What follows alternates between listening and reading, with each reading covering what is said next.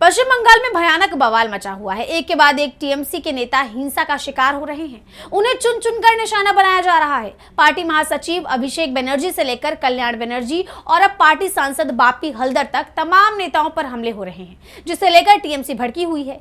इन घटनाओं को लेकर पूर्व सीएम ममता बनर्जी ने बीजेपी पर गंभीर आरोप लगाए हैं। पार्टी कोर्ट भी जाने की तैयारी में है। तो क्या है पूरा मामला, देखिए इस रिपोर्ट में। पश्चिम बंगाल में सियासी गहमा गहमी बढ़ी हुई है।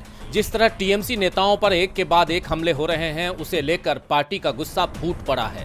राज्य की पूर्व सीएम और पार्टी प्रमुख ममता बनर्जी ने इस घटना को लेकर बीजेपी पर गंभीर आरोप लगाए हैं। उन्होंने फेसबुक पर लाइव आकर राज्य की बीजेपी सरकार पर आरोप लगाते हुए कहा कि टीएमसी विधायकों और नेताओं पर पुलिस और भाजपा दोनों का दबाव है।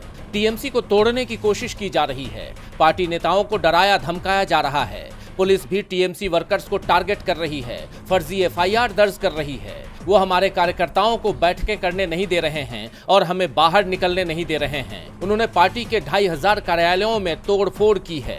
उन्होंने इस बात पर भी जोर दिया कि 2 जून को वो खुद कोलकाता के रानी रासमणी रोड पर एक दिन का धरना प्रदर्शन करेंगी। ये धरना प्रदर्शन चुनाव के बाद हुई कथित हिंसा और टीएमसी पदाधिकारियों पर हुए हमलों के विरोध में होगा। आप जानते हैं कि पिछले 3 दिन में 3 टीएमसी सांसदों को निशाना बनाया जा चुका है। पहले पार्टी महासचिव अभिषेक बनर्जी, फिर टीएमसी सांसद कल्याण बनर्जी और अब पार्टी के एक और सांसद बापी हल्दर के दफ्तर पर धावा बोल दिया गया। दक्षिण 24 परगना जिले के मथुरापुर में स्थित उनके ऑफिस की खिड़कियों के शीशे, साइन बोर्ड और फर्नीचर्स को हिंसक भीड़ ने पूरी तरह चकनाचूर कर दिया, जिसके बाद टीएमसी का गुस्सा और बढ़ गया है। ममता बनर्जी ने बीजेपी पर भड़कते हुए कहा है कि जिस तरह से आपने अभिषेक को पीटा है, हमें नहीं पता कि उसकी आंखों की क्या हालत है।